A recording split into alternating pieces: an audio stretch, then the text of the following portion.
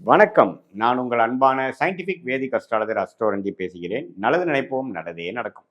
தொடர்ந்து நம்மளுடைய சேனல்ல வரக்கூடிய வீடியோஸ்லாம் பார்த்துட்டு இருப்பீங்கன்னு நம்புறேன். எந்தவித மூடநம்பிக்கையிலும் போகாமல், மிகைப்படுத்தாமல், நம்மளுடைய போன ஜென்மத்தில் செய்த பாவ புண்ணிய கர்மா எப்படி இந்த வாழ்க்கையில் நமக்கு சாதகமான பலன்களாகவும், சாதகமற்ற வாழ்க்கை சம்பவங்களாகவும் எப்படி உருவெடுக்கிறது, அதுக்கு சயின்டிஃபிக் வேதிக் அஸ்ட்ராலஜி முறையில அந்த ஒளி தத்துவம் எப்படி துணை வருகிறது, நம்ம கர்மா எப்படி செயல்பட்டு இந்த வாழ்க்கையில் நமக்கு வாழ்க்கையில் பலாபலன்களாக எப்படி வருகிறது அப்படிங்கிறது நம்ம டீட்டெயிலாக பார்த்து கொண்டு இருக்கிறோம்.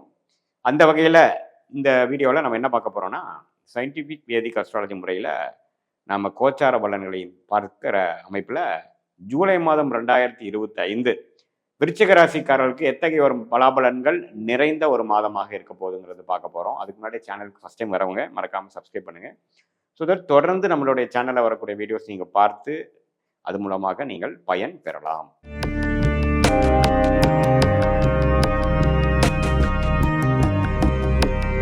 இப்போ பார்த்தீங்கன்னா விருச்சிக ராசிக்காரர்களுக்கு 2025 ஜூலை மாதம் பிறக்கும் பொழுது ஆல்ரெடி 3 மிகப்பெரிய ஆண்டு கிரக பயிற்சி முடிந்துதான் ஜூலை மாதம் பிறக்கிறது நாம் ஞாபகம் வச்சுக்கணும். மார்ச் 29ஆம் தேதி சனி பயிற்சி ஆல்ரெடி முடிஞ்சிருது.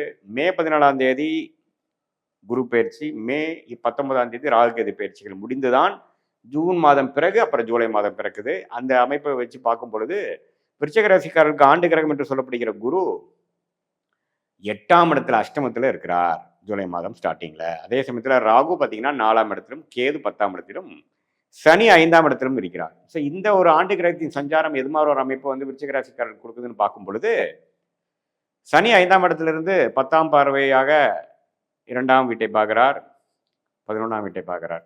குழந்தைகள் விஷயங்கள், உறவு விஷயத்தில், நட்பு, காதல் அது மாதிரி விஷயத்துலலாம் கொஞ்சம் கேர்ஃபுல்லாக இருக்கணும். சில ஆக்டிவிட்டீஸ் நடக்க போகுது, கொஞ்சம் மெனக்கட வேண்டியது இருக்கும், மனசங்கடமாகக்கூடிய அமைப்புகள் இருக்குது. 4 ராகு இருக்கும் பொழுது தாயார் உடல்நல கோளாறுகள் கொஞ்சம் பார்க்கணும். இந்த ஒரு வருடமே பார்த்தீங்கன்னா தாயாருக்கு கொஞ்சம் கேர்ஃபுல்லாக இருக்கணும்.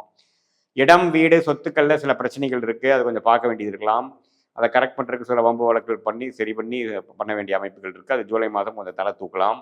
பட் குருவின் பார்வை 4ஆம் இடத்துக்கு இருக்கனால எல்லாமே சமாளிச்சுக்கலாம். கடைசியாக நீங்கள் தான் வெற்றி அடையக்கூடிய அமைப்புகள் உண்டு.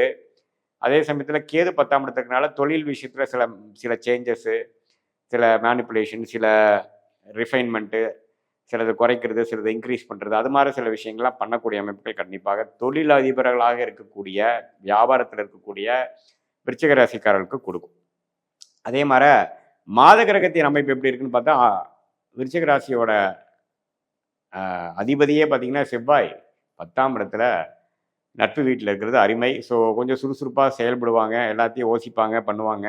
வியாபாரம், தொழில், வேலை எல்லாத்துலேயுமே கொஞ்சம் கான்சன்ட்ரேஷன் இருக்கும். ரியல் எஸ்டேட்டு அது மாதிரி தொழில் இருக்கிறவங்களாம் நல்லா பண்ணக்கூடிய அமைப்புகள், கேட்ரிங் துறை, அதே சமயத்தில் இந்த மெடிக்கல் துறையில் இருக்கிறவங்களுக்குலாம் கொஞ்சம் பாசிட்டிவாக சில மூவ்மெண்ட்டு, சில பொசிஷனு, சில ப்ரோக்ரஸ் வரக்கூடிய ஒரு மாதமாக ஜூலை மாதம் இருக்குது. அதே சமயத்தில் புதன் பார்த்தீங்கன்னா 9ஆம் இடத்துலேயே நீடித்து இருக்கிறது தப்பு இல்லை. அதே சமயத்தில் சுக்கிரன் 8ஆம் இடத்துல 7ஆம் இடத்துல 2 வாரமும், கடைசி 2 வாரம் பார்த்தீங்கன்னா 8ஆம் இடத்துக்கு போகிறார். குரு, சுக்கிரன், சூரியன் 3 பேரும் சேருகிறார்கள். 8ஆம் இடத்துல சேரும் பொழுது பார்த்தீங்கன்னா சில மூமெண்ட்டு, வெளியே கொஞ்சம் ட்ராவலிங்கு, அது மாதிரி சில விஷயங்கள், எதிர்பார்க்குற விஷயங்கள் கொஞ்சம் காக்க வேண்டிய டைமு, கொஞ்சம் லேட் ஆகிறது, அப்படிங்கிற மாதிரிலாம் அமைப்புகள் இருக்குது. ஸோ இதில் எப்படி இருக்குன்னா விருச்சிக ராசிக்காரர்களுக்கே பார்த்தீங்கன்னா கொஞ்சம் எல்லாமே கொஞ்சம் பார்த்து செய்ய வேண்டிய அமைப்பு தான். ஏன்னா உங்களுக்கு கிரகத்தின் அமைப்புகள் வச்சு பார்க்கும் பொழுது எடுத்தமா கவுத்தமானு பண்ண முடியாது. ராசி அதிபதி ஒருத்தர் தான் இருந்து எல்லாத்தையும் சமாளிக்கிற மாதிரி இருப்பார். மற்றபடி பார்த்தீங்கன்னா 7ஆம் வீட்டை சனி பார்க்குறார். குடும்பஸ்தானத்தை, நிதிஸ்தானத்தை, வருமான ஸ்தானத்தை சனி பார்க்கும் பொழுது வருமானத்துக்கும் செலவுக்கும் கொஞ்சம் கரெக்டாக இருக்கும். நிறைய செலவுகள் இருக்கும். 100 ரூபா வர வேண்டிய இடத்துல 50 ரூபா தான் வரும். அதை வச்சுட்டு எப்படிடா நம்ம பிரச்சனையை சால்வ் பண்ணவங்களுக்கு நம்ம மண்டையை உடச்சிக்க வேண்டிய அமைப்பு இருக்குது. ஸோ எல்லாமே கொஞ்சம் கேர்ஃபுல்லாகவும் கொஞ்சம் தெளிவாகவும் யோசித்து செயல்படக்கூடிய ஒரு மாதமாக தான் விருச்சிக ராசிக்காரர்களுக்கு இருக்குது. ஏன்னா அஷ்டமத்தில் சூரியன், குரு, சுக்கிரன்லாம் போகும் பொழுது ஏதோ ஒரு சுபவரியம் மூலமாக பணம் ஈட்டி நம்ம சில பிரச்சனைகள், கடன் பிரச்சனைகளை சால்வ் பண்ணிக்கணும்னு அருமையான விஷயம். கொஞ்சம் அன்ஏர்ன் இன்கம், பூர்வீகமாக வரக்கூடிய சொத்துக்களை விற்று நம்ம கொஞ்சம் சில பிரச்சனை பண்ணிக்கிறோம், பிரச்சனையை சால்வ் பண்ணிக்கிறோம், அது மாதிரி விஷயங்கள் இருக்குது. ஏதோ டைமில் இன்வெஸ்ட் பண்ணது விற்று காசாக்குறது, வெளிநாடு போகிறது, ஷேர் மார்க்கெட்டில் இன்வெஸ்ட் பண்ணுறது கொஞ்சம் காசாக்குறது, அது மாதிரி பல விஷயங்கள் கொஞ்சம் பாசிட்டிவான விஷயங்கள் இருக்குது. அதை வைத்து சில பிரச்சனைகள் சால்வ் பண்ணிட்டு கொஞ்சம் சொல்யூஷனை தேடி போகக்கூடிய அமைப்பு, நிம்மதியான வாழ்க்கை வாழக்கூடியக்கு வேணுங்கிற விஷயங்கள் செய்கிறது ஒரு அமைப்பாக வந்து ஜூலை மாதம் இருக்குது. இது பார்த்திங்கன்னா எல்லா மாத கிரகம் ஆண்டு கிரகம் எல்லாமே ஓரளவுக்கு 50-50 தான் இருக்குது. எல்லாமே ஓஸ்ட்டு செயல்பட வேண்டிய இதாக இருக்குது. நம்ம போனோமா சம்பாரிச்சோமான்னு இல்லாமல் பட் ஏதோ ஒரு போன பாஸ்டில் செய்த ஒரு இன்வெஸ்ட்மெண்ட்னால ஒரு பலன் அடையக்கூடிய அமைப்புகள் கண்டிப்பாக இருக்குது. பூர்வீக சொத்து அப்பா மூலமாக அம்மா மூலமாக மனைவி மூலமாக சில விஷயங்கள் வரக்கூடிய அமைப்புகள்லாம் கொஞ்சம் பாசிட்டிவாக இருக்குது. ஸோ இது வந்து ஒரு பொதுவான பலனே தவிர உங்களுடைய ஜென்ம ஜாதகத்தில் தசாபுக்திகள் எப்படி போய் கொண்டிருக்கிறது, நீங்கள் எந்த லக்னத்தில் பிறந்தீங்க, அந்த லக்னாதிபதி எப்படி வளமாக இருக்கா பலமாக இருக்கா, நீங்கள் என்ன தசை நடக்குது இப்போ புக்தி நடக்குது, அந்த தசநாதர் வந்து இப்போ நம்ம கோச்சாரத்தில் பேசும் பொழுது எது மாதிரி பயிற்சி பெற்றிருக்கிறார், எந்த அமைப்பில் இருக்கிறார், உங்கள் ராசிக்கு எப்படி இருக்கிறார், அந்த வேலை உடனே நடக்குமா கொஞ்சம் லேட் ஆகுமா, அதெல்லாம் பார்த்து தான் நம்ம பண்ணணும். இப்போ நாம் சொல்ல இந்த சாதகமற்ற பலன்கள் வந்து இன்னுமே ஒரு யோகம் இல்லாத ஒரு தசாபுக்திகள் போகும்பொழுது, ஒரு சுமாரான தசாபுக்திகள் போகும்போது உங்கள் லக்னத்துக்கு ஒன்றுமே கொஞ்சம் ஒரு சாதகமான பலன்கள் குறைவாகவும் சாதகமான தசாபுக்திகள் போகும்பொழுது நம்ம சொன்ன இந்த சாதகமற்ற பலன்கள் கொஞ்சம் கம்மியாகவும் சாதகமான பலன்கள் நல்லாவும் கொஞ்சம் பாசிட்டிவாக இருக்கக்கூடிய அமைப்புகள் இருக்குது.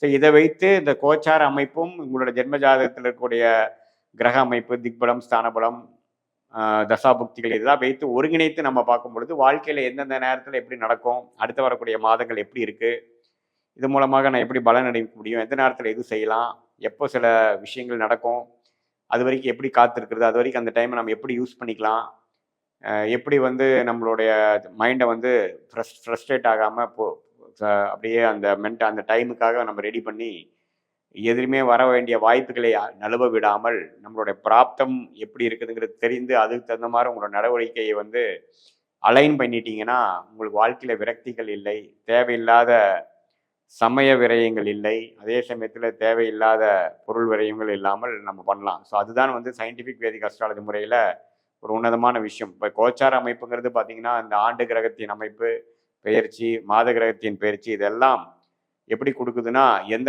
என்னதான் தசாபுக்திகள் வந்து உங்களுக்கு அது கொடுக்கணும், அது செய்யணும், அது நடக்கணும்னு இருந்தாலும் கோச்சாரம் சப்போர்ட் பண்ணாதான் அது நடக்கும்.